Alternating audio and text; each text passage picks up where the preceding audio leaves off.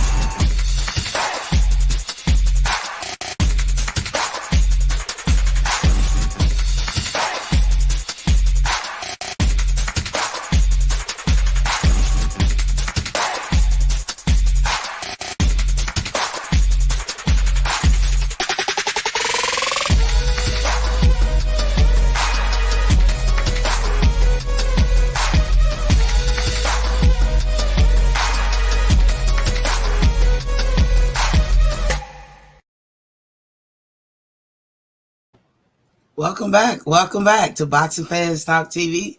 I'm your host, TDT. I had to switch it up on y'all a little bit. Demetrius Bright is in the building. He said, what's popping, Queen?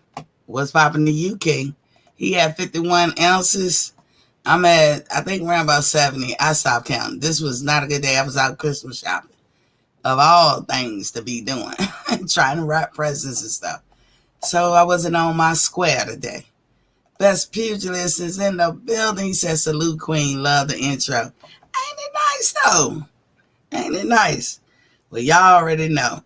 This was a good weekend. This was an excellent weekend. And I'm looking for the good button to press to show my appreciation for the boxing this weekend.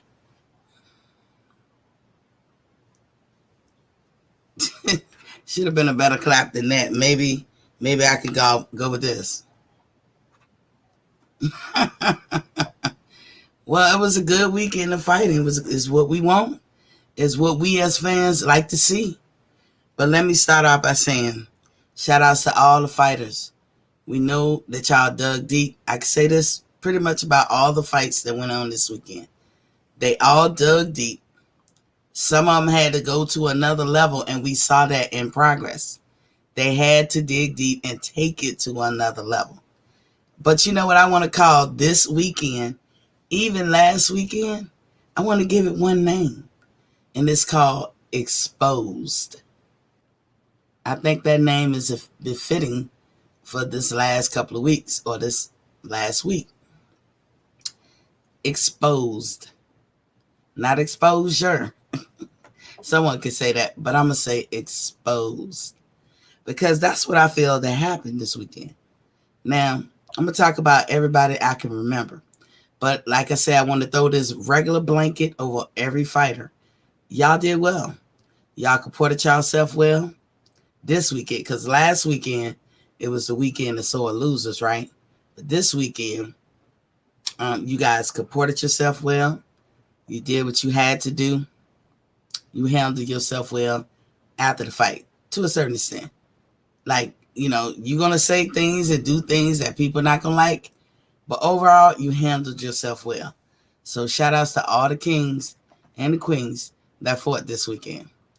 Now, I'm going to go from the smallest to the biggest. Because I don't want to have to later on in the broadcast be talking about some folks, fights. Because I'm going to be done with it real quick.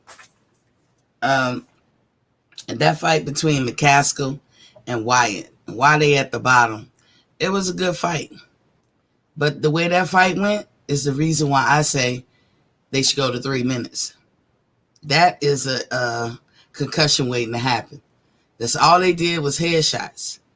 They kept hitting the girl in the head. The girl was hurt, and the referee was smart to stop it. That girl McCaskill tough, but she ain't the GOAT. But I think they in different weight classes, so it really don't matter. But the point is, the reason how they were fighting is the reason why people want to see 3 minutes, because I want to see strategy. I want to see you set traps. I want to see you, dig deep and have to take it to another level or turn it up. And you can't get that in the 2-minute showdown, rock'em sock'em. But like I said, they be wondering why girls have concussions. That's probably why, more than guys. So the Marriaga versus Ramirez, that was actually a good fight. It was a lot of back and forth. Marriaga being the older guy who was like 35. Ramirez being the younger man in his late 20s. I think he was 29 or something, they said. That was a good back and forth, but the younger guy prevailed.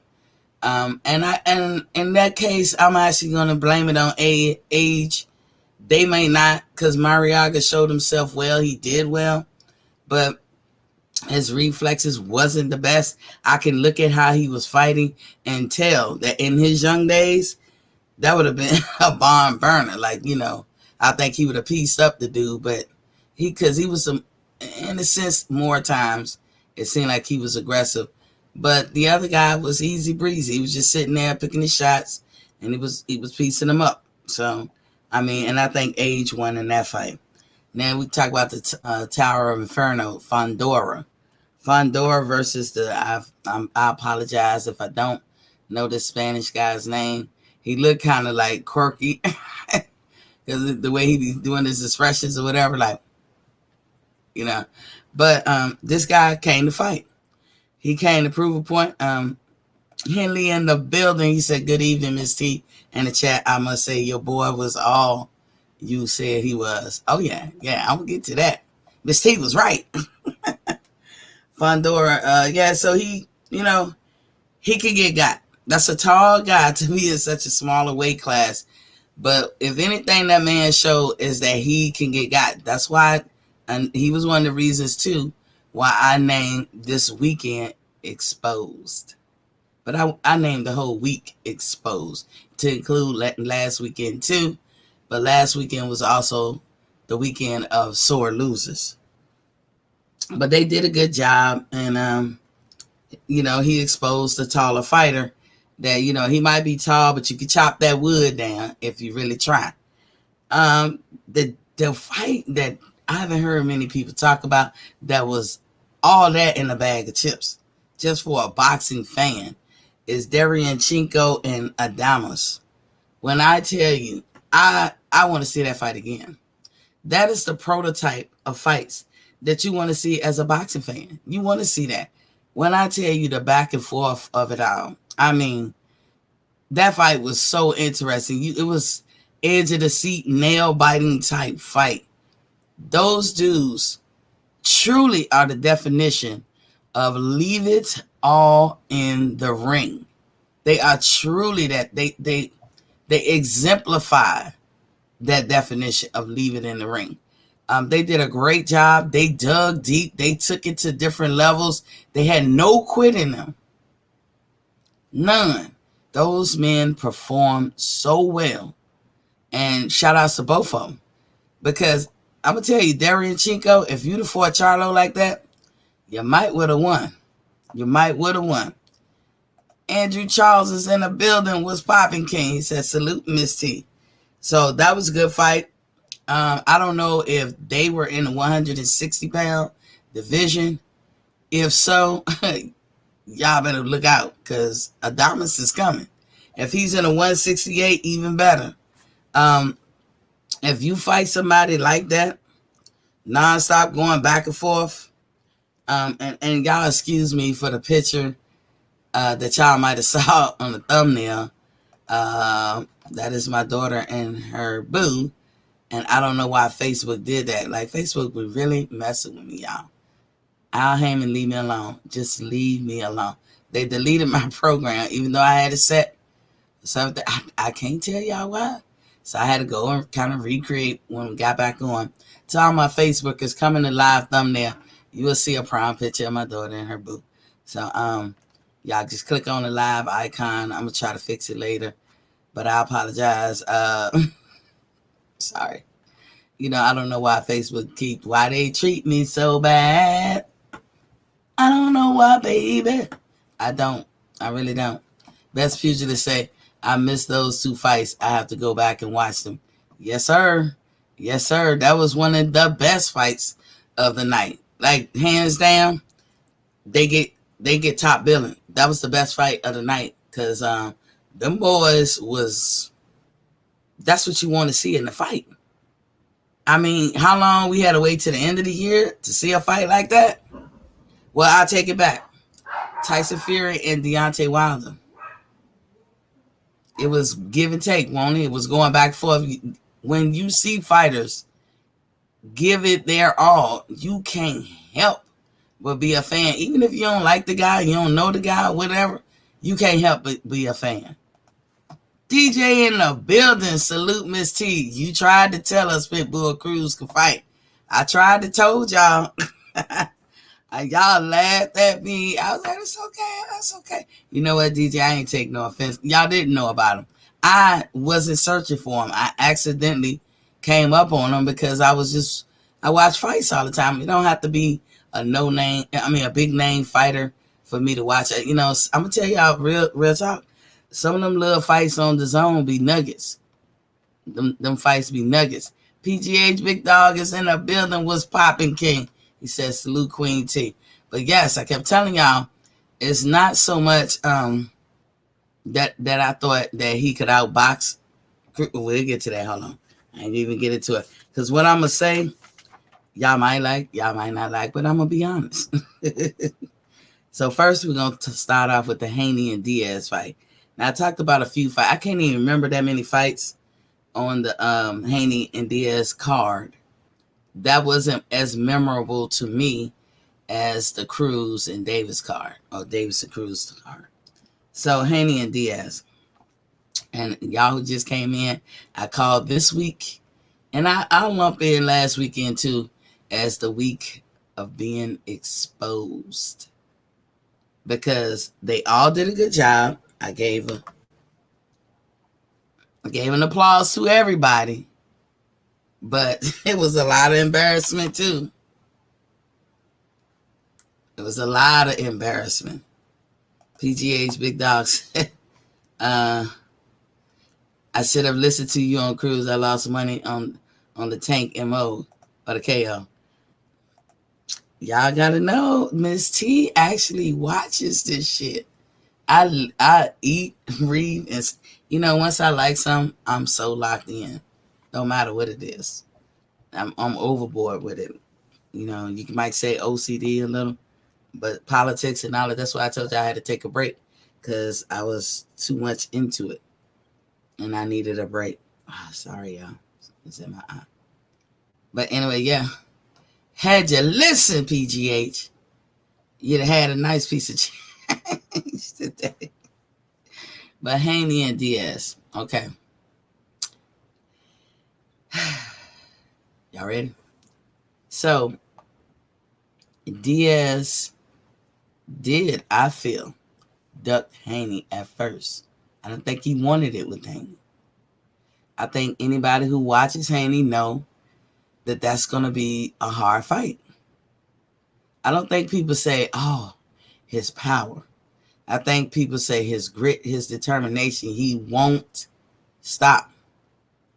Now, and this might be a bad analogy, but I'm gonna say it anyway because it's the only thing I could think of.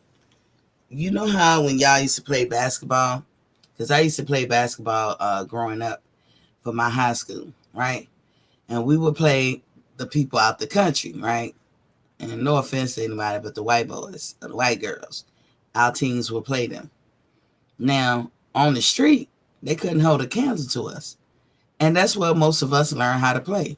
PGH Big Dog said, "Salute at Demetrius Bright, salute fam." On the street, they couldn't hold a candle to us. We would house their ass. But it's street ball, and then there's formal ball. So in boxing, there's boxing, and then there's brawling, boxing, whatever. So what happens when you get a pure boxer such as Devin Haney, who you got to say JoJo is a pure boxer too. He know how to box. He was a former Olympian, for God's sake. So he got two boxers right there. They come in at the same weight. Between the two, I will say, in my opinion, JoJo Diaz had more power. In my opinion, in that fight, JoJo Diaz was the aggressor. And in my opinion, Devin Haney was the smarter fighter. He was a boxer. Now, Devin Haney showed the world, yet again, it was many examples. Floyd has had them. A lot of people has had them. That when you box a brawler or whoever, when you're the best boxer, 9 times out of 10, you can win. You will win the fight. It doesn't mean that there won't be some times that you can fight a brawler and he just overwhelms you. Demetrius Bright says, salute fam and PGH Big Dog. But it means is that the pure boxer will more than likely win. And that's what he showed. Devin Haney is akin to those white guys. And I say he white. I'm just saying, y'all, how they play. The white guys that we play from the country, they were so formal and so traditional and so clinical. Like, this is how you dribble a ball. This is how you properly shoot. This is how you do whatever. And then the black guys or the urban people from the city got all these bags of tricks. They can do it both. And that's how I describe this fight with JoJo Diaz and Devin Haney. But Devin Haney paired with a lot of people. Those formal players or those people who know how to play formally to the T, 9 times out of 10, they will win. Those people who got the bags of tricks and know how to do the formal stuff, they got to know how to hold them, fold them, walk away. They got to know how to put it together. Because you lean on one side, you cannot beat that foundation. Okay? Demetrius Bright said, Miss T, what you know about Club Nouveau situation number 9? I remember that group, Club Nouveau situation. I know that sounds familiar. But hold on, don't let me...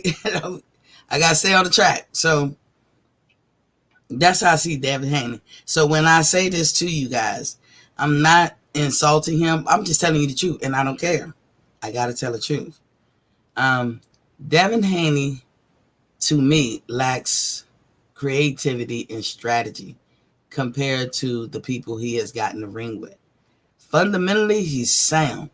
This is what we would say about those white fighters white basketball players from the country that our school would play. It was like, that is shit didn't even look sweet. You couldn't even, man, where the creativity? You ain't make them break their ankles or whatever. But fundamentally, the motherfuckers are sound. And that's all you need, to be honest. to win fights. That's all you need. Kell Brook, kind of another one. All day long can beat you with the 1-2 and maybe the 3. Not that he didn't know the other stuff. That's all he needed. He was one fighter that the 1-2 can absolutely nullify any kind of trickery or bags of tricks that you had, like whenever you could reach out your bag. That's Devin, y'all. He lacks creativity and strategy. The greats always have creativity and strategy. They will do something that you'll be like, what? Oh, yeah, Montana Love, thanks for reminding me. It looks good, too, besides his outfit and dog. That was a cute Frenchie, and I don't really think Frenchies are all that cute. They cute because they dogs. I love dogs, but creativity and strategy. So I'm going to give you an example of creativity and strategy. If y'all go back and watch the Bud and Porter fight, there was so much going on just in that first knockdown. Bud took a half step back, and I told y'all, if they fight, he going to run into something. So he took a half step back, and then he took a step to the side, but a half step back, and poof, knocked him out. But before he knocked him out, he nudged him. You can call it a feint or whatever, but he nudged him. Sean reacted. He took the step, bam, knocked him out, set him on his ass. Creativity and strategy. Okay, we know Floyd. Go to the Floyd fight with Canelo Alvarez. We could have picked any fight of Floyd's, but Canelo Alvarez. Floyd had him in that corner. Remember he was pop-shotting him, or whatever. Floyd was hitting, like if my head is the head, Floyd was hitting over there. He was up there, and then boom. And that's what he was doing. The full counter that Floyd do, the hit him, duck under, touch like this, move out to the side. Creativity and strategy. This is what Devin lacks. And if he's going to get in fights with higher echelon folks, he got to get better at that. And it's not to say that he can't. The boxer won. And that's because Devin remained a boxer through the whole thing. I like to say good job to Bill Haney. Demetrius Bright said, Bud officially called out the truth. I saw that. December 18th, Jake Paul versus Willie 2. Tommy Fury pulled out for medical reasons. Scared. So all I can say is creativity and strategy is what takes you to the top. You never know what about your style that's going to come off to the viewing fans as creative or strategic. You just never know. Sometimes somebody like a Pitbull might not be a creative and creative person or a strategist. However, he comes off like that to the fans. Pitbull taught me that night that he could box. But let me stay with Devin and Diaz. Devin got hurt more times than he admitted. I seen him. The first time he got hurt was either the second or third round. And guess what? This is boxing. You're going to get hurt. Unless you can guarantee that you'll never, ever get hurt or nobody will ever land a glove on you, which no boxer can. The day we seen a fight like that would be like a perfect fight. And that could never happen. It probably never happened. They talk about that in baseball games. The perfect game, which rarely happens. You know what I'm saying? But in boxing, the probability of you and your opponent never hitting each other, laying glove, whether it's a hard hit, soft hit, a pity pat hit, whatever, the probability of that is slim to none. Slim to none. Each opponent, each person, even if you wash them, you will get hit. An example, Mikhail Fox versus Gabriel Maestri on August 14th this year. He washed his ass. All 12 rounds. Beat his ass. Of course, he got robbed. But did Mikhail Fox experience a hit or two? Yes, he did. So Devin will get hit. All of them will get hit. This is boxing. I'm not one of the people to say, oh, Devin, you cheating. Because Devin felt the need in his post-press conference to address that, to say, I'm not chinning. Devin, you're a man and you can get hurt. I wouldn't call you chinning. It's too much that need to go on too many times and too many fights that you will have now in your past or going into your future for us to make that assessment. We can't make that assessment yet. Somebody like Amir Khan is chinny. You can definitely say that. Somebody like Maidana is stomachy. You can say that. Somebody like Erickson Luber is chinning. You can say that. Somebody like Keith Thurman is stomachy. You can say that. These were all great fighters. They were great fighters. But you're going to have a flaw. There's no such thing as a perfect person. Not even Floyd is perfect. Floyd got caught by Maidana, remember that? And luckily the bell rang. But he got caught hard. He got caught by Pacquiao in that fourth round. Pacquiao just could not compete with Floyd. But Floyd got hurt. I counted like at least twice by Pacquiao when they fought. So this is fighting. You're going to get hurt. So nobody should feel butthurt talking about the fighters because somebody say, we see your weak spots. But you do have them. As Diaz was fighting Haney, I feel like he was exposed. I think he exposed Haney. Yes, Haney is a pure boxer. Yes, he is great. Yes, that's why he won. I love how his corner responds to him and talk to him through each round. At a couple of times, I ain't crazy. Devin Haney looked delirious in that corner. Like, you know how it's overwhelming? You like, you don't know. That was Devin a couple of times in that corner. That was also Tank in that corner. Let's call it. Let's keep it a buck. Let's keep it a buck. That's what I saw. But Devin's father was so smooth. That's why I call him Big Daddy too.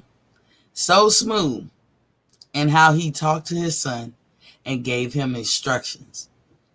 And another thing that I seen Devin do, he digged in deep and he took it to another level. Right there in the fight, he took it to another level. He was hurt from punches in the face.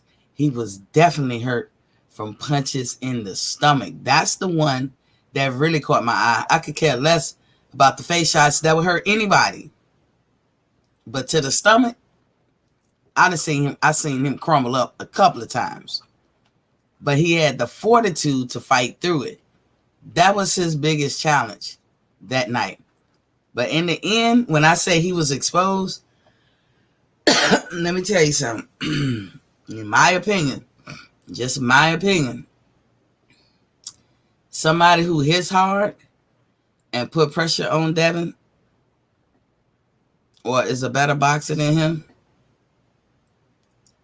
Devin could lose. They asked George Kambosos, and I don't know. Y'all have to ask Tio how hard he hit.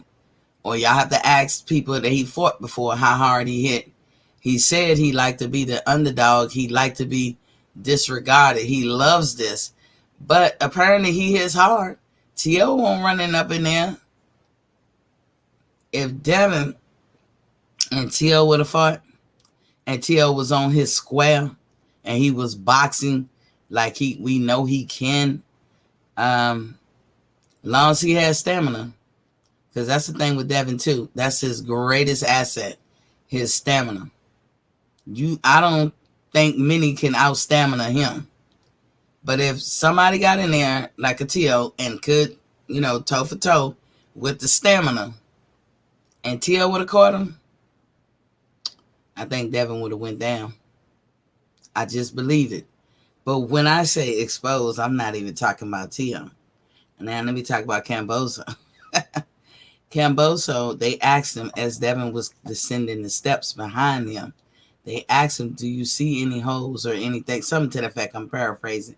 And he said, I saw a lot. he was so giddy. He was so giddy. And like a fat ass baby in the candy store. Now, people can say, well, his words, he said, now we can talk. I took that as saying, your fight is over. Now we can talk.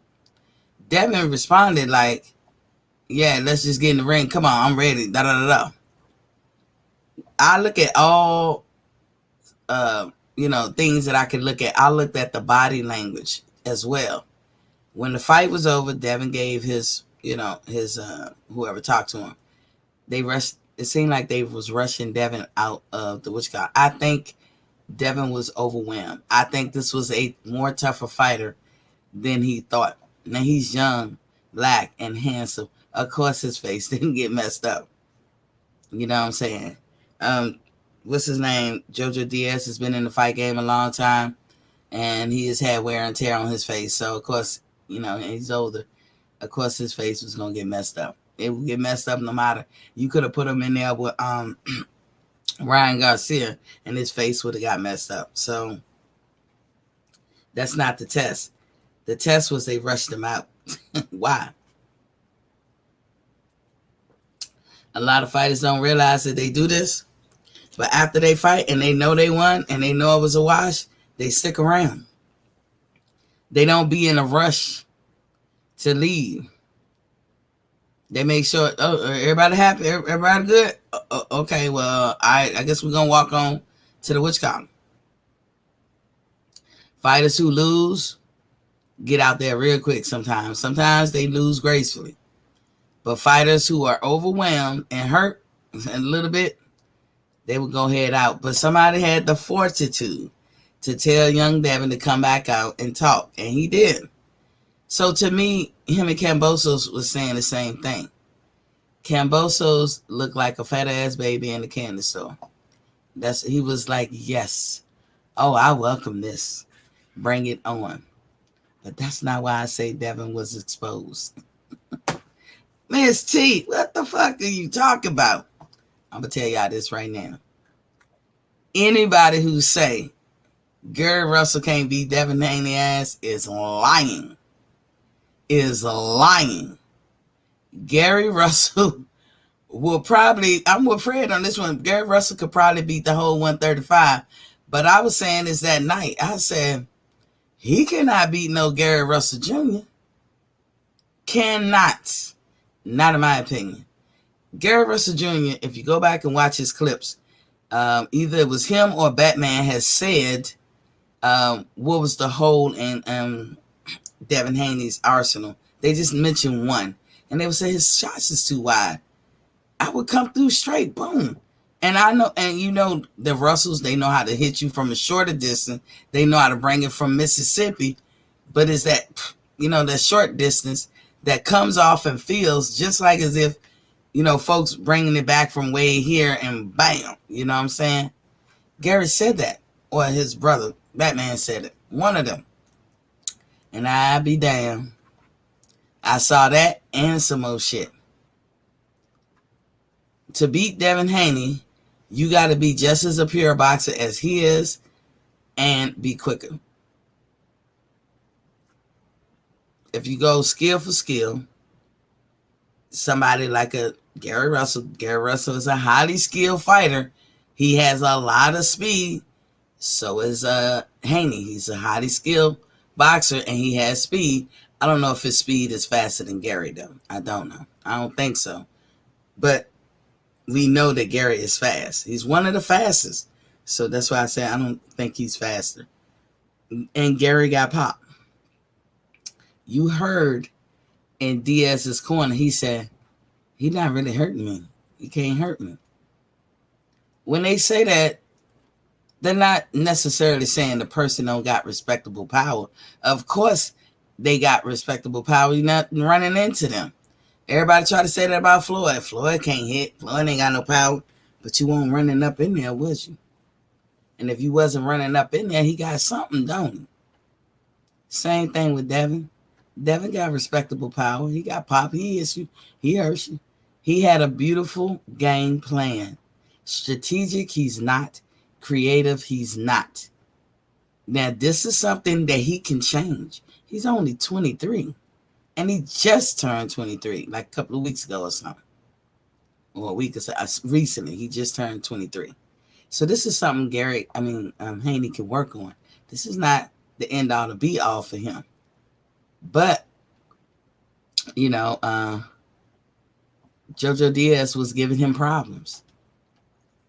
That was the first fight I have ever seen that was competitive. Demetrius said, just saw the video of Crawford calling out Spence. He was very disrespectful and disgraceful. Can't wait for Spence to knock him out. I'm gonna have to check it out, player. I hear you though. I hear you, but you know who I'm with. Y'all better start listening to Miss T. Miss T told y'all about Cruz. I'm gonna get to him in a second. Y'all better start listening. But I wanted to make sure I chose my words right and carefully. I was going for Devin. I want Devin to have his opportunity, his day in the sun. Did people avoid him? Hell, yes. Was the shit fair? No. And it ain't just the fighters. It was, to me, the sanctioning bodies and other people of power in on the game. Why? Because for a long time, they kept telling T.O., you're undisputed. Look at how they try to say it to George. George actually said something this weekend where he had a chance to say, I'm undisputed. He said, no, we can get the other belt and we can settle this once and for all. I'm starting to like this George Kambosos. But we'll see how he act when he leaves America shores. Would he turn into somebody that we just be like, there he go? We don't know. We have to get him. We have to take him as we get him. We have to take him as we get him. And right now, George Kambosos is saying the right things, making the right moves. When he get back down to down under, we don't know how he gonna act. But Devin Haney, you kind of got exposed this weekend. You are beatable, and you gave the game plan away. JoJo Diaz is the one who exposed it. Because I'm telling you, I don't think that Devin is creative or strategic. I think he is fundamentally sound. And really, that's all he need to be. I'm not telling him he got to change. I'm telling him that somebody who's just as talented as he is, but has that extra creativity and strategic way about themselves naturally, that's where you're going to have a problem with and may even lose a fight to somebody like that. Demetrius Wright said Tank beat Cruz 8 rounds to 4. Cruz threw a lot of blows and was never warned once. Nah, I don't agree with that, Demetrius. But all in all, Haney and Diaz, it was a good fight. It was a good fight, and the boxer won. The boxer won, and 9 times out of 10, it'll usually be like that. But Diaz put up a tough fight. They both had to dig deep. Diaz looked like a professional, like a well-experienced person, because he was setting traps, and he was, if he'd have threw his hands more, he pretty much had Devin, but he didn't push the gas. So if Diaz had a little bit of Sean Porter in him and pushed the gas, I think he could have done something. I think it could have been more. And he was able to hurt him. Now, did Devin hurt him? Maybe not. I ain't gonna say he didn't, but I ain't really see it. Them body shots was stuff of movies. that was beautiful by Devin and well placed. But Devin, you got exposed. I'm sorry, you got exposed.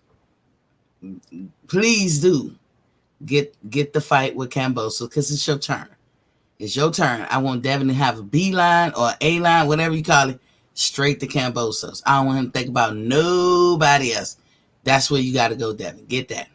But if you fight somebody else and that comes up or whatever, you and Gary need to make that fight.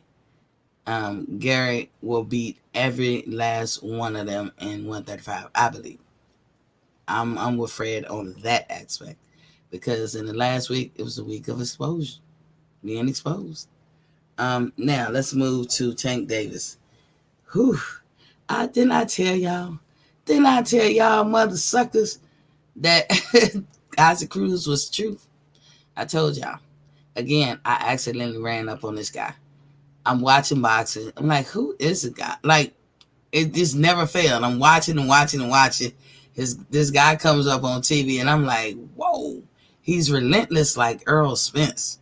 You know, that's the one thing I love about Errol Spence, the relentless drive in him. Like, shit, that's how you take a motherfucker's soul.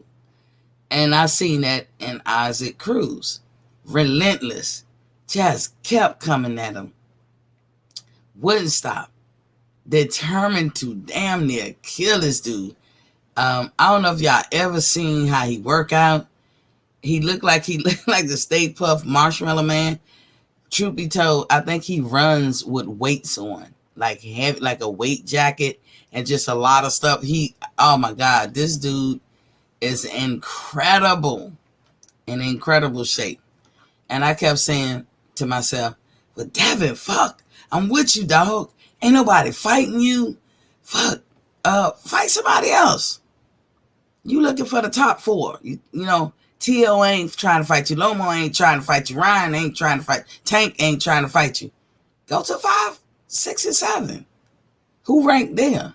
Go pick one of these other guys, because I know somewhere in that ranking is Isaac Cruz. That's a fight, Devin. That's a fight. That is a fight." Stephen Houston in the building. He said, I guess he meant, he said, "I were right, Miss T," or I guess he meant me. And he said, "I was wrong about Cruz." And PGA said, "Haney dominated JoJo, but I would like to see him move on from Ben Davison. Derek James and Blu-ray as strength and conditioning would be fire." A lot of people are saying that. I hear that a lot. I don't even know why he would Ben Davison. It's not that, listen, it's not that Devin Haney did wrong in the fight at all. Devin Haney remained a boxer. And when they say that it's boxing, not fighting, not brawling, not all that stuff, even though those things can break out, that shit is true. 9 times out of 10, the boxer will always win. Well, always. You cannot say he don't have respectable power, because ain't nobody rolling in on him like that. He hitting you with something. But he don't have knockout power, and his accumulation of punches don't knock you out. And that's okay, because you're beating them with your regular self. Just remain a boxer. When the day comes when you stop boxing and doing the boxing game and the shit that you know, that's when you're going to have some issues, Mr. Haney. You say you were right, but Tank broke his hand and won with one hand. He a dog. Cruz is a solid contender and could cause some major problems. And I don't know, I've never had my hand broke. But did y'all look at the post press conference? I'm going to reserve my opinion on whether or not he broke his hand when I see an x-ray. And it got to be legit. There's a lot of people out here in America with broken hands. You could pay somebody for that x-ray. I'm not saying that that's what Tank and them all about. I'm saying I know that broken hands or broken bones don't move. You're not able to do shit like this. You can't do shit like this. You won't do shit like that. You won't touch yourself. And if you look at the beginning of his press conference, that's exactly what he did. He took his hat off and laid it in front of the mic. Of course, it covered up his hand. We're not letting no excuses go down. Isaac Cruz had bruised knuckles or something with his knuckles as well before the fight started. But if Tank continued through, he didn't quit. That's the good thing. That's more an attribute to himself, not to the fight. Like, you was able to power through it. And shout out to Tank. If he did break his hand and he was able to power through it, it has no reflection on to me, on the fight itself, because that was a very high competitive fight. I think that Tank felt, because this is what makes me wonder what is being said to him, how is information getting disseminated to him, because if you look at everything before the fight, I think Tank thought it was going to be a walk in the park. And I told you guys, how this dude fight. And everybody laughed at me too. But then some of y'all went and looked at his videos, excuse me, talking about Isaac Cruz, and y'all was like, oh, wait a minute, Miss T. Yeah, he actually is something. And some of y'all went and looked at him like, man, Tank gonna wash him. Tank did not wash him. But he stopped throwing it. Definitely something was wrong with it. Yeah, it was something wrong with it. I just can't say it's broken yet. I'm not saying that it's not. I'm just not going to call it broken. Because broken hands don't move. You don't do shit. You don't even touch the area. You know what I'm saying? Tank always been a dog. Just because he had a competition where somebody gave him some competition, it don't diminish his past. Like, I'm not going to go back and be like, oh, he wasn't a dog or he can't fight. What did I tell y'all the strategy was?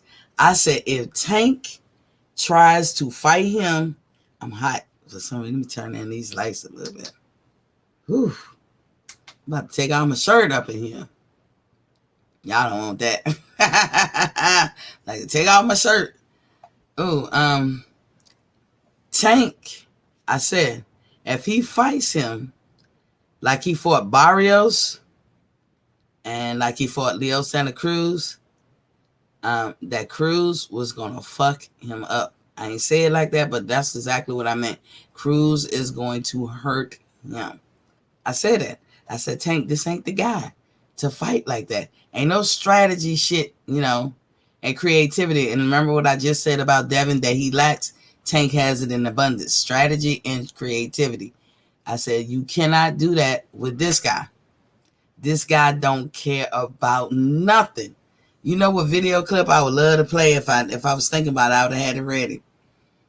Remember in Terminator, the first one, when he said he stops at nothing. Like he doesn't care. You know, you can't reason with him. You can't. That's Pitbull Cruz. You can't say nothing to this dude. Mind is so intelligent. He was such a gentleman. Afterwards, he said what the fuck he want. That's all man right there. That dude is all man right there. All man.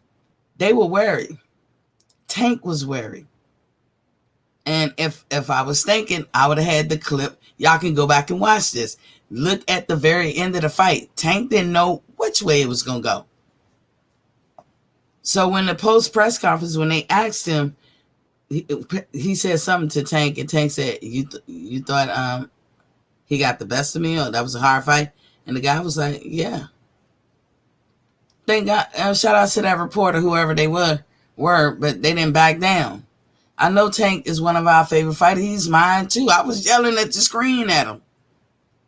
Because in the beginning, you could tell he was trying to strategize just a little bit. I can't say whether it was the second round, maybe third, he started actually boxing. I said, you cannot strategize with this dude. He don't care about none of that shit. You're going to be open doing that bullshit, and he will hit you. I said, you got to outbox him and know that one of your power shots is going to land or come or present itself at the most opportune moment, and you throw that bitch. But here's the thing. Isaac Cruz can take a punch. Look at his body. Look at his face. He wasn't beat up. He wasn't bruised up. Tank was. And we have never seen Tank like that. Never mind that he light-skinned. He always been light-skinned. He always had to fight other people who were lighter than him. He was never bruised like that. Tank was bruised. Andrew Charles said, I feel like Tank hurt his hand later in the fight than what they saying. Well, they did ask, I thought that too at first, but they did ask Isaac, when do you think the Tank hurt his hand, or can you tell the difference, or when was that? And Isaac actually said the fifth, I think he said the fifth round, but he could have said the fifth or sixth. And that's roughly kind of time frame that Tank said. And it happens. You can hurt yourself. Did Tank sting him? I know Isaac felt some of them shots. But it didn't faze him. It did not faze him. Now, here's one of the most important things. At the end of the fight, Jim Gray asked him, you want to run it back? I'm paraphrasing. You want a rematch? Tank said, hell no. Isaac, he asked him the same question. He said, yeah. Now, at this point, what do y'all call that? Because a lot of people would be like, oh, that's an official duck. I don't call it a duck. I think Tank that went through a storm, he weathered a storm, and he moving on. That's what I would call it. But he moving on because he know that dude was the shit. That dude gave him some competition. I do want to say shout outs to Isaac Cruz and his family. When y'all looked at the All Access beforehand, you can see that he's at a state of humble beginnings. But after this fight, he's stand to have made $600,000, and that's a lot in Mexico where he's from. So shout out to Isaac Cruz for being able to provide for his family a lot more better after the night. And what did he say? He said, y'all will know my name. And y'all do. Y'all don't notice. Let's see how the rest of the division is going to go into duck mode. Now, everybody's talking about, everybody has been exposed pretty much in the 135. Every last one. All the top tier guys. And you can't really say that all of them top tier. Gary Russell, to me, will wipe that whole division clean. All of them. To include George Kambosos. All of them. To me. But Tank has power. And he got power. What they call it? Drunk power punch. Drunk or whatever. He got used to his power. He was always a good boxer. But I think Tank learned a lesson. Stay with the fundamentals. Don't ever depart from that. Because the boxer always wins. 9 times out of 10, the boxer always wins. So don't depart from that. And even just outboxing somebody, eventually you're gonna catch them with something. But you can't hurt Cruz. You see that brick ass head he got? He didn't give a damn. Now there's a couple of times I do think the Tank hurt him because I've seen Isaac Cruz fight before. Like I said, he's like Errol Spence in a sense. He's relentless. He does not stop. But he was slowing down with Tank. He slowed down a bit, with Tank, and that told me that there was times in that fight where I was like, oh, he's hurt. My bad, y'all. If y'all try to call, I just turned the phone on. I didn't know. I thought it was on. So there was times he slowed down. And my friend was watching him. He was like, yeah, he's slowing down. He said he's slowing. He said, look, man. And my friend is not into boxing like I am. But he was like, he's slowing down. Ray Charles could see it, in other words. So he did start slowing down. And it was evidently clear by the middle of the fight, round 5 or 6, maybe even 4, that Tank was not going to get him out of there. That was clear to me. You ain't going to knock him out. You ain't going to get him out of there. You going to have to dig deep. And I'm going to tell you what I felt that won the fight for Tank if he won, because I would be cool with a draw. I even feel like the argument could be made that it could have went either way. It could have been a draw. It could have been Tank's, which it was. It could have been Isak. It could have been. And it would have been by just a small, just a small little bit. It's like really, really small. Talking about a split decision. But everybody would probably say, nah, I'm going to see Tank clearly won. No, he did not. He did not. He was not the aggressor. The couple of times where I thought Tank was shining is when Isak must have hit him and hurt him. And it's almost like Tank woke up. This is when I say shout outs to all the fighters. They dug deep. They took it to another level. This is where Tank took it to another level. I want to say it was after the 6th or 7th round, somewhere around there. Tank woke up. And then when he threw that flurry of straight hits, and Isak probably hit him in the hand and it was hurting. And he just, he had to do something. So he threw those flurries of jabs just to keep Isak out. But the motherfucker looked sweet doing it. Tank, I like Tank. I'm going to still like Tank. But Tank, you had your hand full last night. You barely escaped. If it had went to 15 rounds, I don't know. That's what I be saying to myself sometimes. If it goes to 15 rounds, I don't know. And then I was saying also that if Isak do not knock him out, This is a Mayweather fight. You ain't winning. And that's just how I feel. Do I think Mayweather and them cheat? Nah, but I think when it comes to giving the benefit of the doubt, it will always be Team Mayweather. It's always gonna be like that. So Tank hung on. Isak was his normal self, but Tank got to him too. Like I said, I know from watching many Isak fights, he felt something too, because he slowed down than what he normally does. So, but Tank, you got exposed. Gary Russell will beat you too. Gary Russell will definitely beat you. We already know. This is crazy for me to even say this, but Ryan Garcia, like, he could have watched this fight, and you never know with him capping and shit, because I call him a bitch, a whole bitch, a punk, whatever. I don't consider him a real fighter at times. Can Ryan get in there with Tank and do something? Nah, not Tank healthy. Not Tank being what Tank was in the beginning. Tank don't leave the boxing behind. Don't leave. Strategize sometimes when you think you hurt somebody, then throw in the strategy and the creativity. But don't ever depart from boxing. That's your bread and butter. And you got pop. So Ryan Garcia, he fast. And he can hit hard. It makes me think. Now, I'm not knocking Devin because I like Devin. I think that Ryan could give Devin some competition. I think that, if you're going to get in there with Devin, you better have stamina. That's all I can say. You best have stamina. Macadocious Mac of the South. Salute the lovely and beautiful Madame Queen Miss T. Salute to you too, King.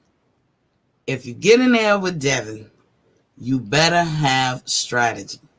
And you better have a game plan. And you better have stamina.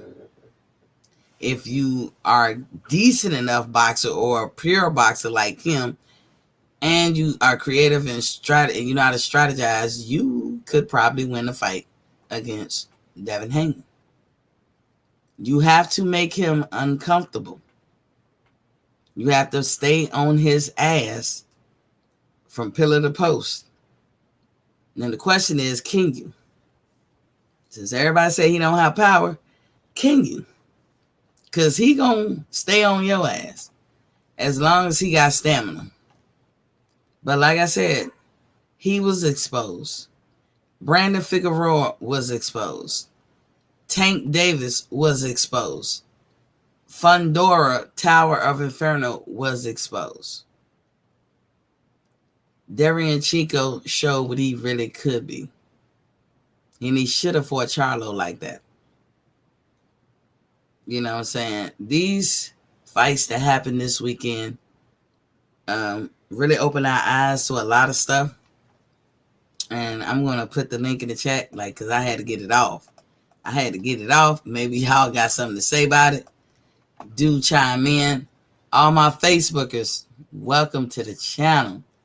Do come in and into the YouTube and go ahead and get in the chat and chop it up with us. So, at this part, anybody have anything to add to what I was saying or anything? Because, like I told you, Gary Russell,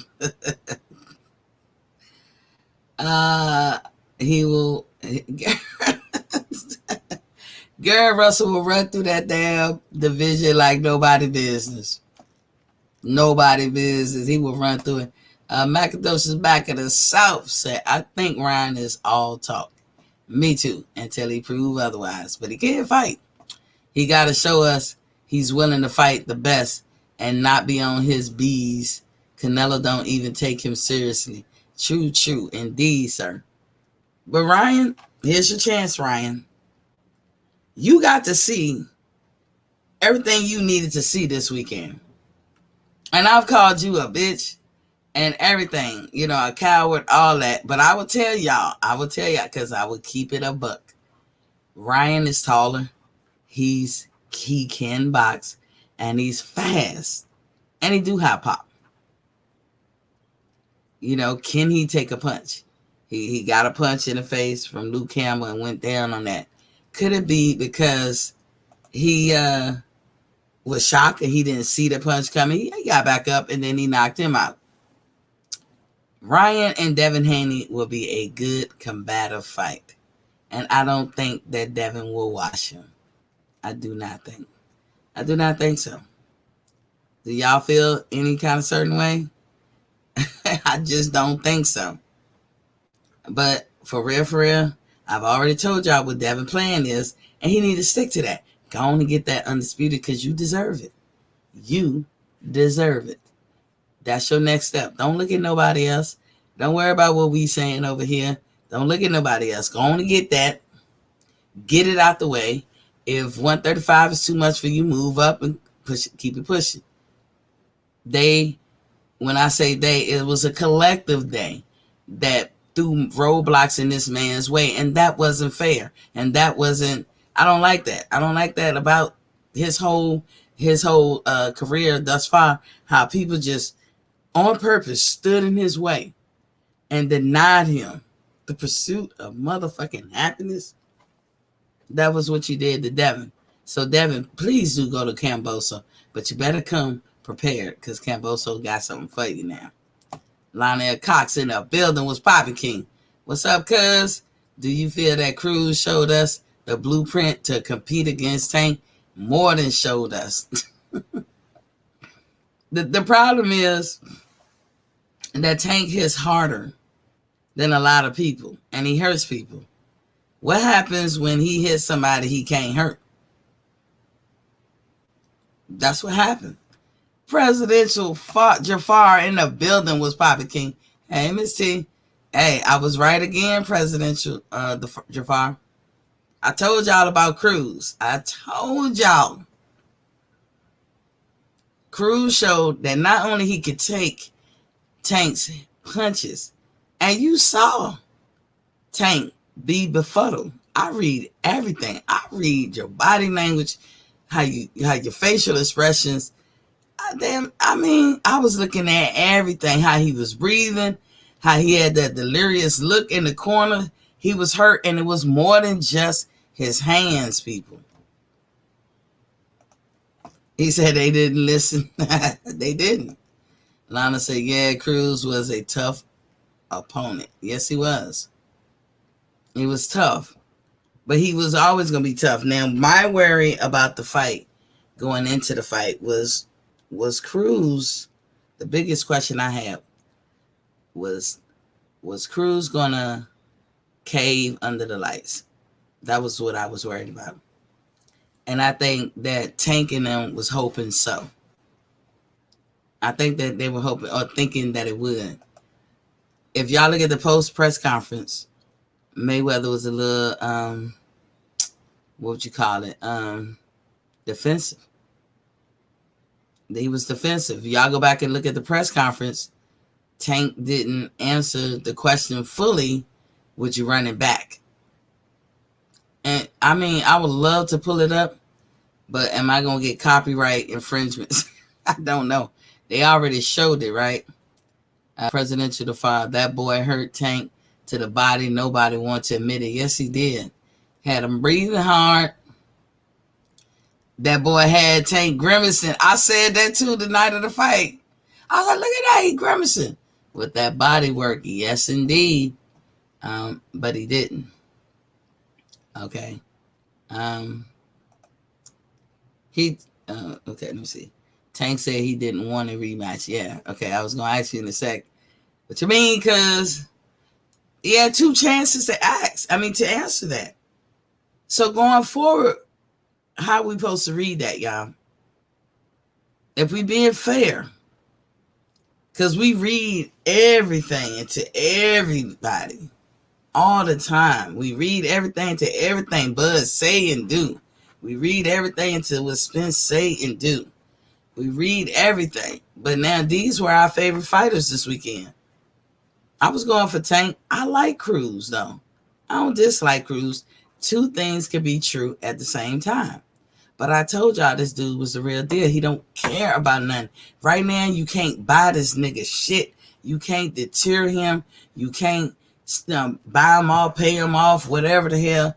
You can't get him to feel a certain kind of way. You know what I'm saying? That dude is all about that smoke. And he was smiling. So when Mayweather said he lost, and that kid know he lost. No, he don't. Because I don't know that. I don't know that. Did Tank clearly win? No, he didn't. Tank showed boxing skills more so than Cruz did. Maybe for 20 or 25 seconds in a couple of rounds. So because he did that, we're going to give him the round. There were times when Cruz was hurting him in the beginning, and then Tank come back and finish him in the end. And then vice versa. Tank got him in the beginning, and then Cruz got him in the end. To me, it was a draw. It's like if I had to pick one, I will have to say it was a draw, period. You said Cruz brought that smoke and that fire. Yes, he did. It was a draw. And if we take the fact away that we like Tank and Tank is a superstar, we probably could see it that way. In Devin's case, Devin remained the boxer through the whole fight. That's what carried him over. But JoJo was hurting him. And if JoJo can get to him like that, and some people are like, well, you won, I think Floyd said, you win 3-4 rounds and people say they won. No, Tank could not be Tank. He tried unsuccessfully. That's how I look at it. Tank could not full on be Tank. What's his name? Haney could not full on be Haney a couple of times. Haney, I never see him backing up. I never see Haney stop doing what he's doing or pausing for nothing. But he did that night, Saturday. He did have to back up a couple of times, regroup, and all that stuff. He was getting hurt with them bodies. His knees did buckle, like he bent over. JoJo hit him a handful of times. I stopped counting after 3 times.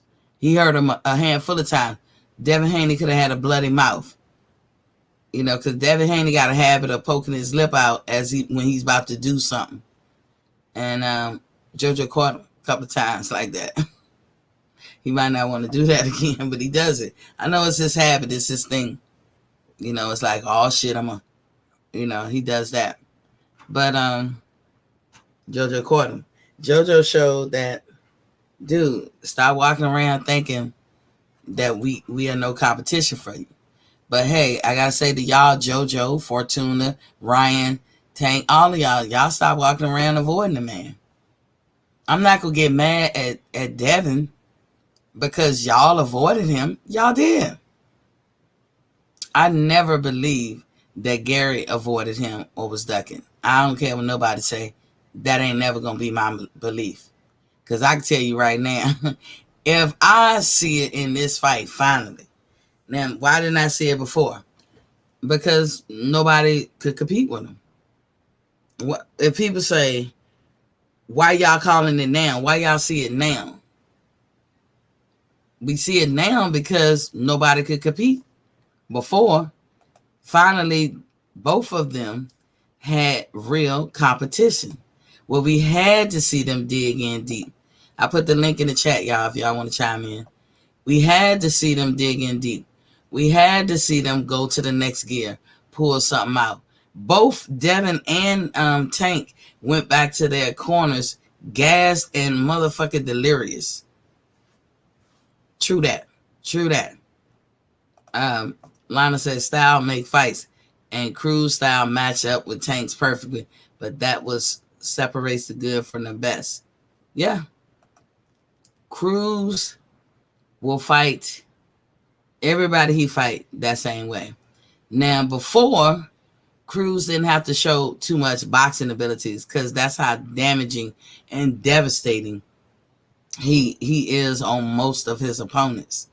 But he had to throw some little boxing skill. I seen a couple of moves that made me think, oh, he can fight after all. He can box a little bit after all. Between him and Tank, he was not the better boxer. I will say that. He's not. Even before the fight started, I would say that. Tank is a way better boxer. This is why my strategy was Tank go in there and box him. The whole 12 rounds, box him. And when you get that opportunity to hit him hard, then you hit him. Because the old Tank that used to box threw punches all the time. He was strategic. It seemed like, but this new this a new strategy nonetheless, and it's a successful one. I'm not telling him to abandon it, but some people you can't do that with. And Cruz was that some people. You can't, let me see. Whew. A bitch was roasting up here. These damn lights was on bright as a bitch. Oh, damn. I'm telling you, I'm about to come out this shirt. But anyway, yeah, some people you can't do that to. And that's what I was saying the whole time about Cruz. Don't go in there and do that shit you did with Leo and that shit you did with Barrios, because fucking Cruz gonna make you look silly. Cruz hit him on the hip. Cruz hurt him. Cruz hurt Tank. And I don't know why Mayweather and them think that that's embarrassing. I mean, it's a fight game. I don't take nothing from Tank. He doesn't get diminished in my eyes. But we're gonna see. Look how they're gonna move him going forward. So Tank was very careful in his words with whoever they put in front of me. I know how to say it, but that's what he said. Pit. I got some family members to say it like that too. And that's why I said we from roughly the DMV. Pit. He said whoever he put in front of me. Basically, the better way to do it, to sell it, is line them up and I'll knock them down. Whoever y'all want to do, whatever. But that's the safe way for Tank to say it. It's a save face and everything, because you're in the 135 division. As somebody tried to challenge Leonard Ellerbe and asked him what division is he, fighting in, Leonard Ellerbe got upset and said he's at 135. He's at 135.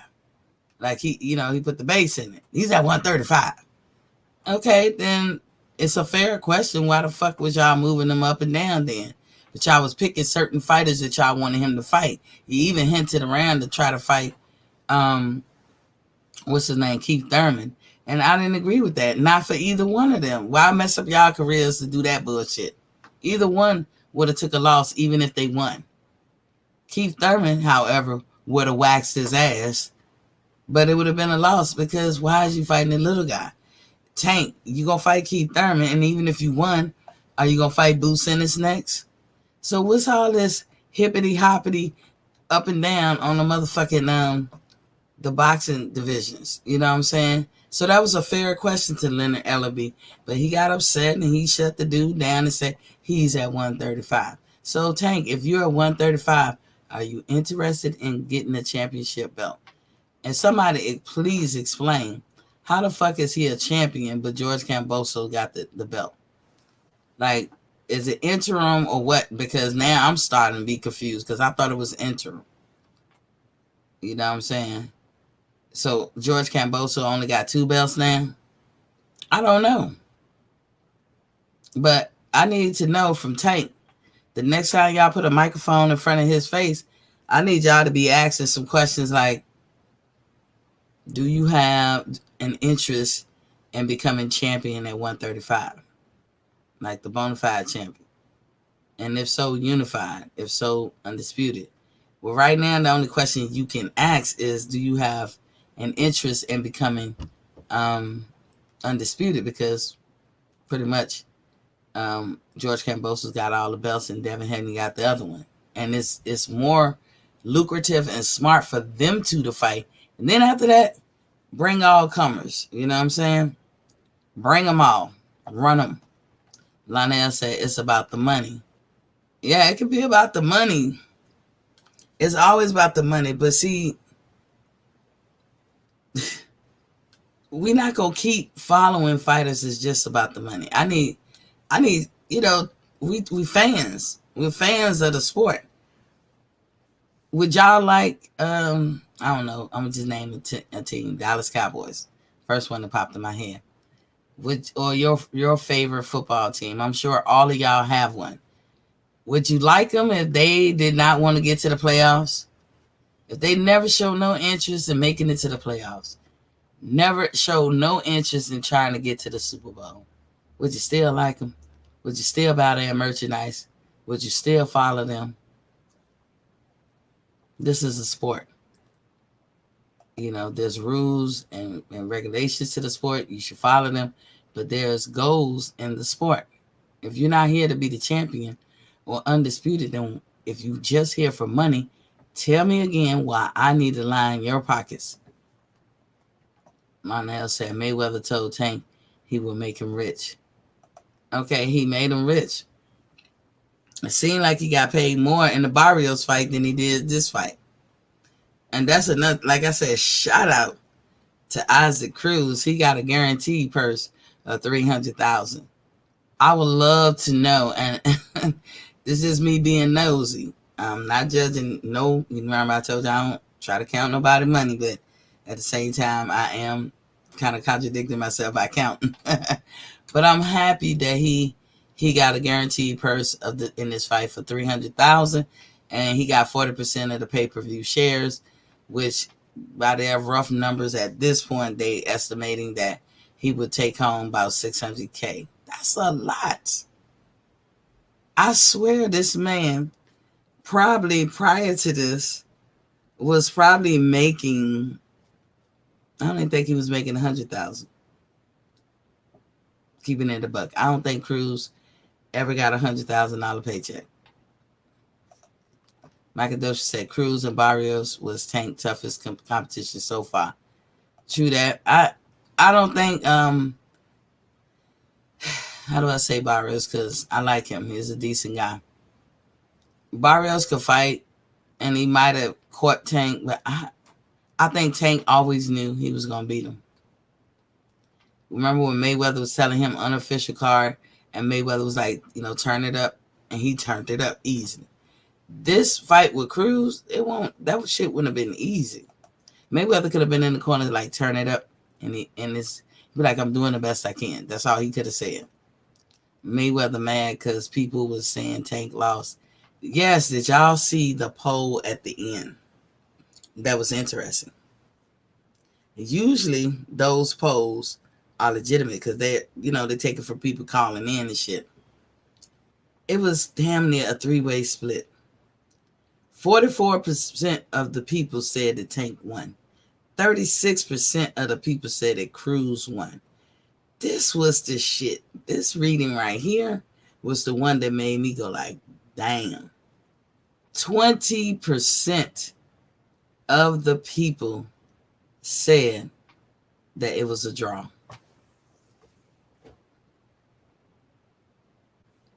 So if you add 20 to 36,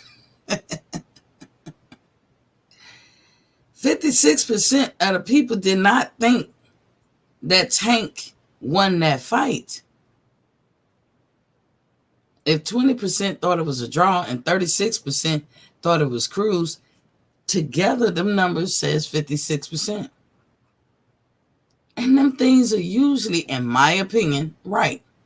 But again, that's my opinion. Let's see, yeah. These headphones are fitting on me today, funny. Usually is my opinion. And what I was going to do is I was going to try to look up the video clip of what's his name at the end of the fight with Tank.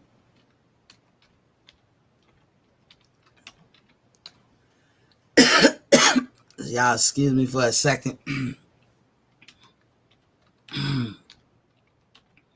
Because I want you to read body language. I should have had all this shit done beforehand. Let me see. I don't know if y'all can hear it. If y'all tell me y'all can hear it, let me know.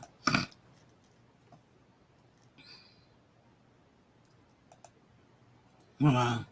I'm trying to cue it up, y'all. Alright, hold up. Cause like I said, I be watching people's body language and shit. Let me see. I'm gonna see if I can share the screen. Oh no. Why is it doing this? So, oh, okay, hold on. I don't know. Maybe I can't do it.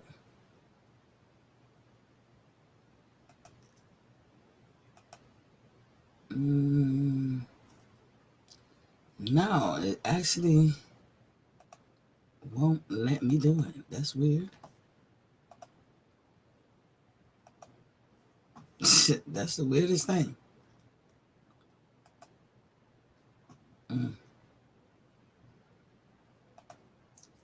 Yeah, I'm not sure what happened. It's in here. I got it queued and ready. It won't let me. That's funny. What is Al Heyman doing? I can't share the screen. Normally I can. Oh my goodness. You don't say. What? I'm still picking with it. It came up right. Oh shit. Your browser has blocked. Ooh. Okay. It said I was blocked. That's weird. Let me try another browser. It said my shit was blocked. That is weird, yo. Because I was just going to show y'all what I be talking about. I know y'all saw it, but see, like I look real hard at,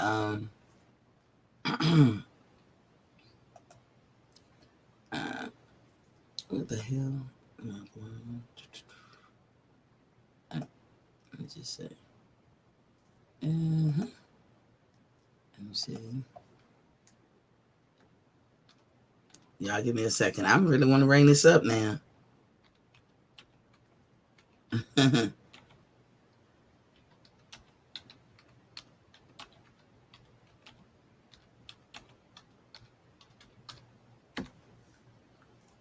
I'm really. What the hell is going on? Oh my goodness.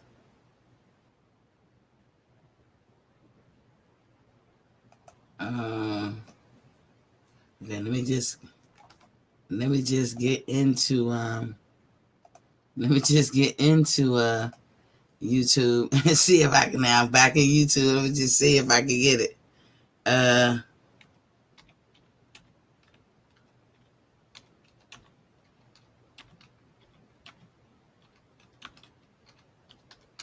This is crazy, y'all. I've never had this happen.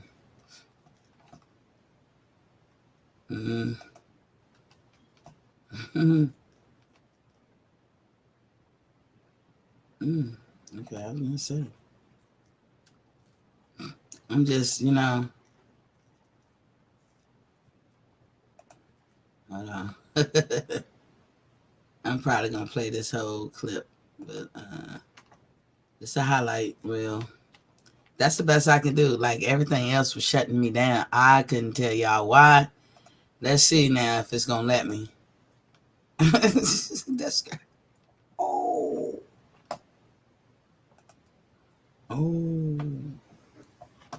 Maybe it's doing it to somebody else. Well, I tried, y'all. It's telling me I'm blocked. I cannot share. I've never had that problem before. It said my browser is actually blocking it. Don't know why. And I ain't gonna sign out of here to go somewhere else. I'm not gonna do all that. But in the end, y'all go back and watch the fight. If you can, watch how watch every minute of them being in the corner. Stick around for the trainer tracks and watch, because sometimes you're going to pick up some nuggets that you didn't catch, like when the fight was going live, because it was like when that happened. And then watch the questions that Jim Gray asked. Go back and watch the post press conference and watch the questions that that they asked. You said share a link. Share the link. Yeah, like I have a button that'll tell me how to. I usually can do it. It just for some reason it's blocking it today. It's saying the browser won't allow me to go over there and share this link. So it ain't just that. It's anything that I want to do over there, I'm not going to be able to do. So maybe that's some kind of punishment they put me on. I don't know. Because Facebook is tripping.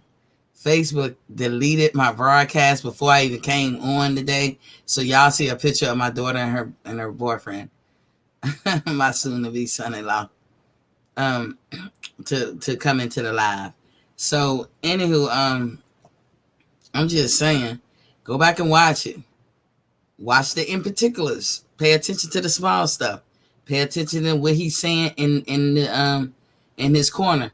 Pay attention to Mayweather's behavior. Mayweather didn't say a lot that we saw, or if they did, they didn't put it on film, which that's cool because Mayweather probably told him, don't catch me on film saying that, or maybe he was cognitive of his actions. Mayweather looked worried. I don't care what nobody say. He did look worried. The fact that they came out defensive in the post press conference make me think of it again too, in another way. Calvin stood up for Tank and he said, look, this young man's hand was hurt before the fight, but we ain't complaining about it. Now Tank kept trying to tell him, look, don't even bring up the hand. It is what it is. Most of all, go back and watch at the very end of the fight when they announcing the scores. Do Tank look like he know he got it? Or do Tank even look worried?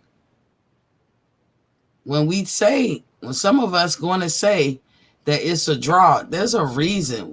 I can absolutely say this was a draw and sleep good at night. But I know because it was a Mayweather event, I knew I wasn't going to go that far. They wasn't going to let that. I just felt like Tank would catch the favor.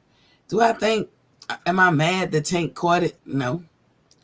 Because I'm telling you, for me, if I had to pick one of them, I'm going to say it was a draw. But I could see it going either way. I really could. That doesn't take nothing away from Tank. That just means that, hey, you had some competition. That person was the better man that night, or you the better man that night, according to the judges. But did he scald Isaac Cruz? Hell no. Did he take him to school? No. Did he, was that daylight in between how many rounds? No. It wasn't that. I mean, if he edged him, that was because there was a couple of rounds where, you could be like, depending on how you feel, both of them did a lot to claim the round. Like a minute. Both of them had at least a minute and a half in a couple of those rounds where they did damage to the other person in the same round. So how would you score that round? You could score it a 10-10. If the judges knew that they could, you could score it a 10-10. It was a tie. There was a couple of rounds I said, that was a tie. That was a tie. Because like one of them would take the lead and put damage in and put that work in. Then the other one, feeling that shit was going south, would come back and rally through and change the course of a pathway that they was going and do what they got to do. And shit, that happened a couple of times. So that's why I say it could have went either way. You know what I'm saying? I'm not mad at the decision at all at this point. But I do think if I had to pick, it was a draw. And so, like I said, this weekend was about being exposed. Tank was exposed. Devin was exposed. Fundora was exposed. I had somebody else on there exposed. Last week, Brandon Figueroa was exposed. the week of being exposed. Gary Russell, that whole division is yours to take. Some even say, why don't Shakur Stevenson move up? I think you'll do well in that division as well, Shakur. I think you will do very well. I'm honestly wanting to see at this point Ryan Garcia face Devin Haney. I want to see it. Not before Devin Haney fight Kambosos. So let me be clear. Devin is owed that honor. He's owed that honor. He's earned that honor to fight Kambosos. And as he said, he don't care in Jupiter, Australia, wherever they want to fight. Whatever they want to run it, let's make it happen. Let's make it, because Devin said he wasn't hurt. He don't need no rest, like talking about it. You got to strike while the metal is hot. Everybody, and this is the only reason why I'm rushing it. Everybody and their mama since George Kambosos won them belts, I have not seen before that date everybody rushing to try to get in line with a fight with T.O. And I'm not saying nobody was ducking T.O. I'm just saying I have never seen everybody rushing to try to get in line and fight T.O. I haven't seen it. But once Kambosos, won the belt, here you got Ryan saying something. You got Mayweather eyeballing it because it was reported that they were showing interest. That's two. So that's Tank and Ryan. You got Devin, of course. You got Lomachenko even saying, damn, like hitting the Maxwell Smart. Missed it by that much. Lomachenko was talking about it, or somebody on his team, somebody through Lomachenko was like, damn, just fighting the Comey dude, like it was a waste of time. Like they just really want Lomachenko to go straight to Kambosos. Where's all these people coming from? That's what I was saying. I never saw or heard Tank or Mayweather's promotion even speak on an interest in Teofimo Lopez. Never. Do I think that they were scared of him? No. But if somebody else heard it, let me know. Because I never heard it. I never heard Ryan talk about trying to get in there with Teofimo. I heard Ryan talk about Tank. And I heard Ryan talk about Devin. But never Teofimo. If somebody heard that, let me know. Lomachenko, of course, is probably about him and Devin, the only two that actually try to go for Teofimo. And Lomachenko, his pride was hurt. Devin unasked them belts off of him. So, of course, Lomachenko wanted that get back. But Lomachenko is also a fighter who never, he's real grimy and dirty too. Like if he wins, he take his ball and go home. He ain't letting you run that shit back or get a once over or one more again. He don't do that shit. Lomachenko don't do that. So why should any of them offer that shit to him? When y'all beat Lomachenko, keep it pushing. Because that's the type of dude he is. Y'all keep it pushing. Be him to him. If he don't like it, then he need to change that about himself. Devin was the only one that was pushing for Teofimo. But of course, Devin Wood, he had the missing link, the missing puzzle piece. He had the other championship belt. So T.O. wasn't undisputed. But like I said, we talked about why T.O. got the big head. And he's a grown boy. He should have known better. Grown man. He should have known better. But if people in your ear, telling you that you're undisputed all the time, what you gonna say? What you gonna think? We about to see. Because the fight is over, y'all. Sunday night is in the books and it's gone. So we about to see if them same people can't affect George Kambosos the same way. George, I would imagine, by now is in Australia. He said he wasn't going to stick around. To my knowledge, he was going back home. He just had his kid. He said outside of, the Christmas break and spending time with the family, of course, let's make it happen. Go back and watch when Devin was ushered off quickly to the back, but then he came back and they were talking to him. It was 4 guys sitting up there, and fucking George Kambosos had a shit-eating grin on his face. He wanted. And he said, I see a lot of hoes. Didn't Gary Russell say that? Didn't Batman say that? Didn't y'all see that last night? Doesn't he throw wide shots?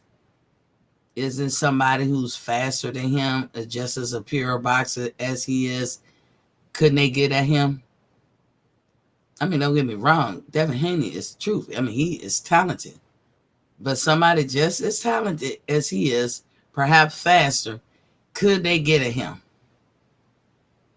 Could they get at him? We know that Gary Russell can hurt you. We know that. Could he get at him? Could y'all see that from looking at this fight? And I think that y'all can. I think all of these 135-pounders, they need to reshuffle their decks, go back, reevaluate themselves, decide that they want to keep it pushing, and, come back stronger for it. You guys this weekend comported yourselves well. You have nothing to hang your head down. Constructive criticism was coming. And, of course, I gave it too. And I know some people going to rock with what I'm saying. Some people not. As far as the Bud thing, Demetrius, I will go back and look that up.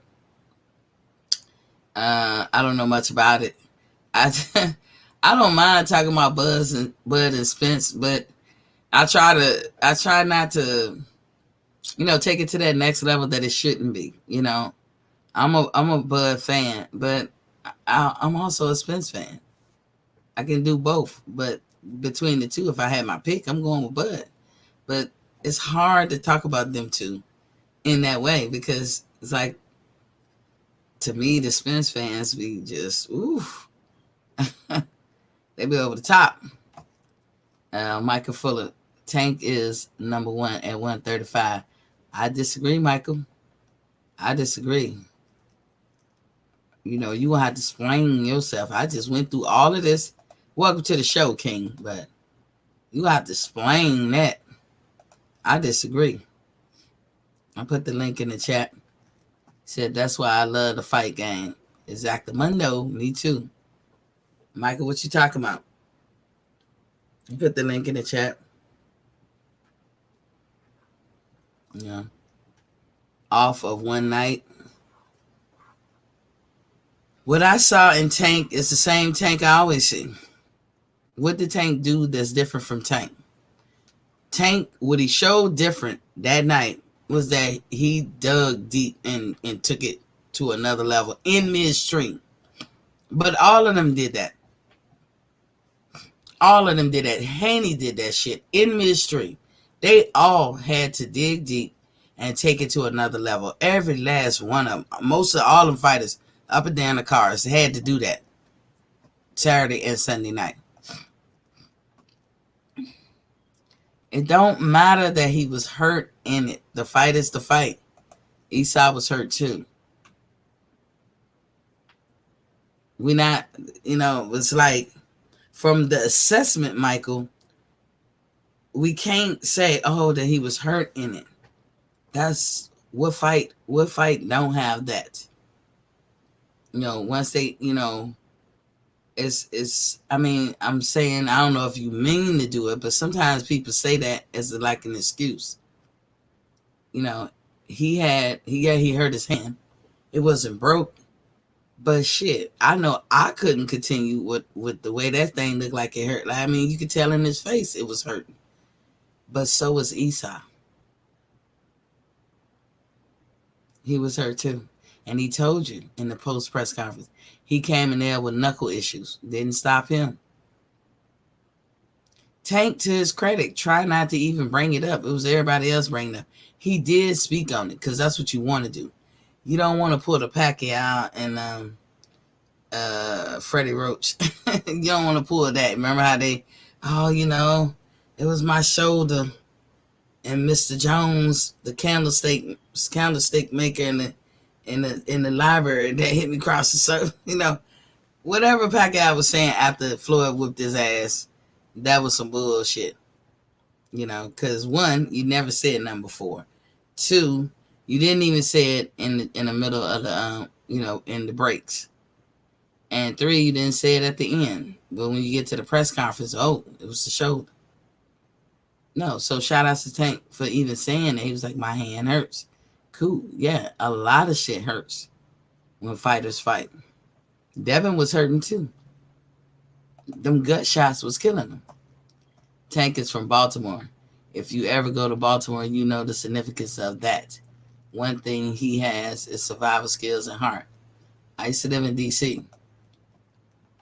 I've been to Baltimore many times. Yep.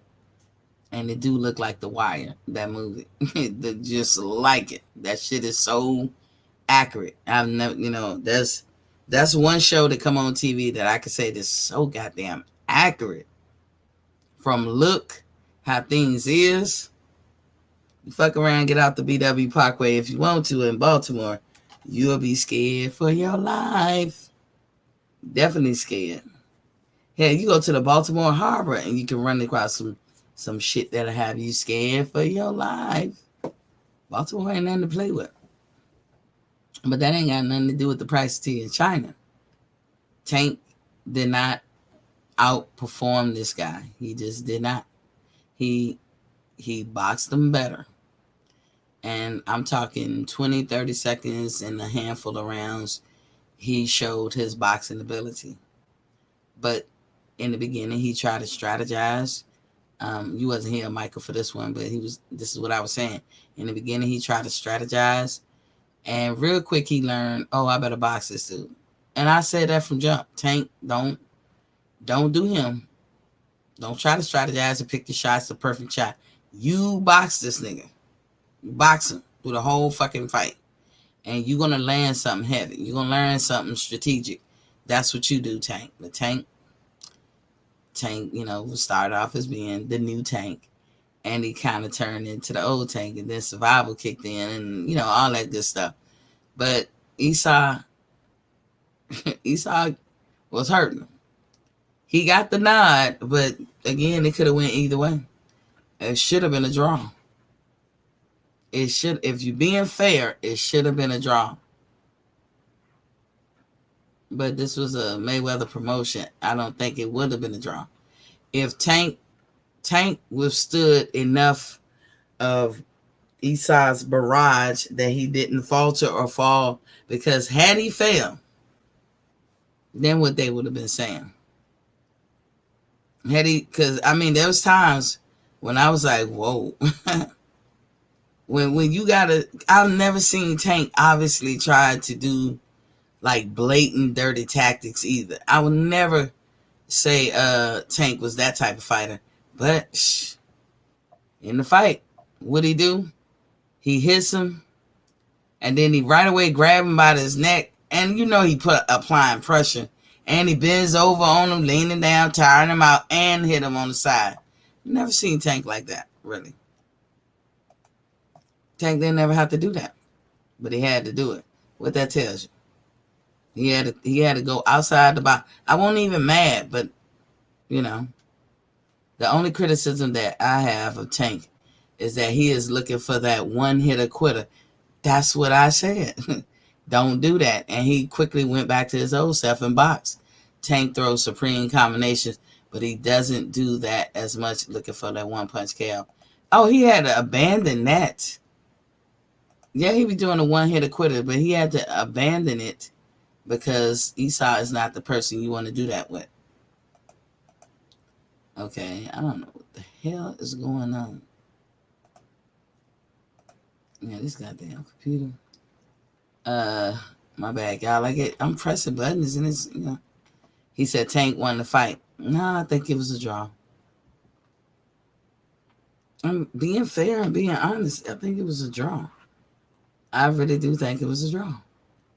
Apparently, I'm not the only one.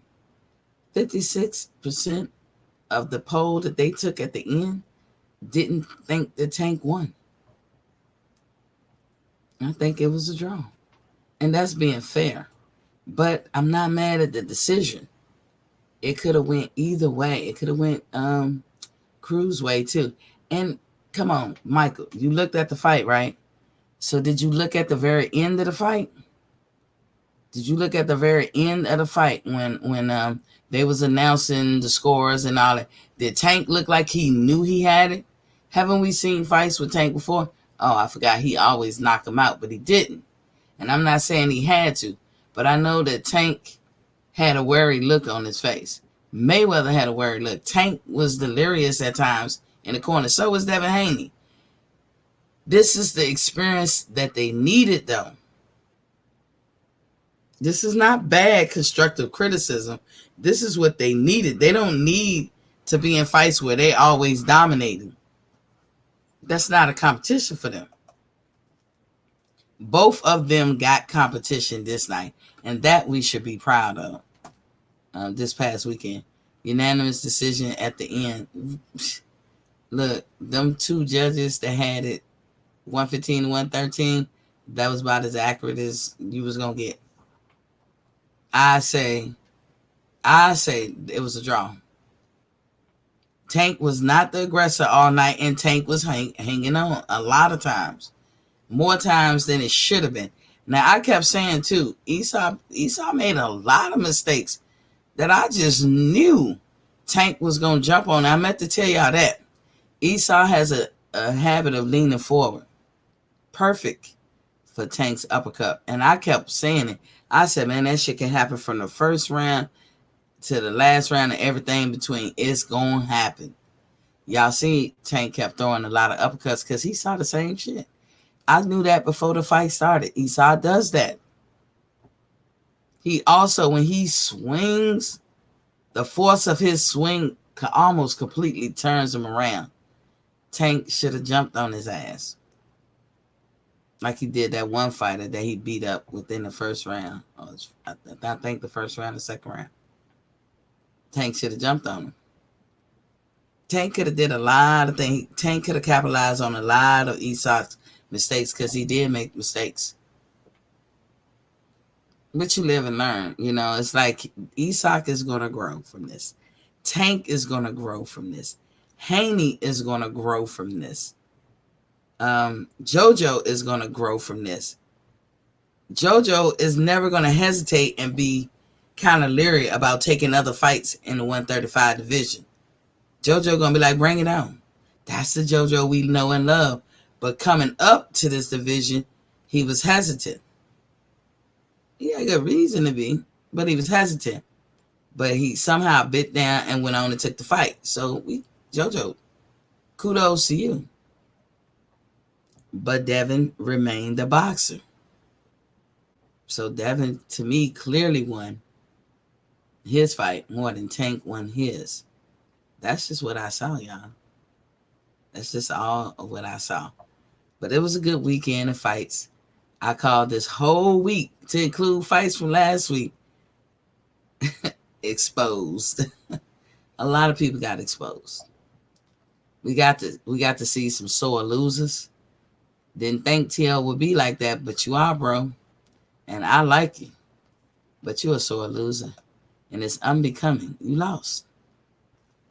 Michael Fuller probably won't see Tank again until the fall, depending on the condition of his hand. Probably. So he won't be fighting Kambosos. TL, you was the aggressor. And it could have been a draw. Maybe, because I feel like you hurt Kambosos more. But the better boxer won. He outboxed. He remained a boxer. And that's what I would say. The moral of the story is boxing. Not anything else. It's boxing. So if you remain a boxer throughout your whole fight and take your opportunities for your power shots when you can, and when you see an opening, take your opportunities for that, then guess what? You'll do okay. You might even 9 times out of 10 win. But it's not to say a brawler can never overwhelm you and take the fight themselves. Shawn Porter made a career out of it. But it's just to say, preferably, the boxer will always win. Tank, all the stuff that you do is beautiful. It's beautiful when you strategize and place your punches. It's beautiful when you box. You now have to learn the balance. This is your next task, is to learn your balance. Know when to hold them, know when to fold them, know when to do that stuff, know when not to do that stuff. But remember, boxing is fundamental. It's key. That's the bread and butter. And if you stay with that, you wouldn't have no problems with a lot of folks. But all of y'all need to know this. Y'all cannot be Gary Russell Jr. None of y'all. Y'all can't. Michael Fuller. Another moral is, don't hit a guy on the top of his head repeatedly unless you want to severely break your hand. True that. Cruz got a brick head. Don't y'all think he knew that? I'm telling you, that dude probably run. You see him running with all this shit on him. He probably run with like 40, 60 pounds of weight on him. The nigga legs is strong as hell. It didn't even matter that Gervonta had better foot placement than he did. All the shit that he was doing to Gervonta and the way he was hitting him. Oh, Gervonta hips is sore as a motherfucker, I bet you. He knew what he was doing. And I'm happy that you guys all mixed it up in this last couple of weeks. It was good for us as fans. And I'm also happy for Isaac Cruz that he would be able to be a better provider for his immediate family and, do a solid by his son and his wife. I don't think this man has ever got paid that much. I will probably do research just to see, like, how much did he get paid before. But I don't think that he ever received a paycheck, not even close to $100,000. So you see how happy he was at the end of the fight. But y'all remember, Isaac Cruz said, I want to run it back. Tank didn't really say that. Okay, how y'all slice it and dice it, Tank didn't say that. Now, either we're going to be clear when we say what we say or we not. Right, y'all? Tank didn't really say that. So, with that, I ain't going to hold y'all too long. It was a good weekend of fights. Oh, my God. Shout outs to all of you guys. You all did great. Let me give a round of applause to all the fighters.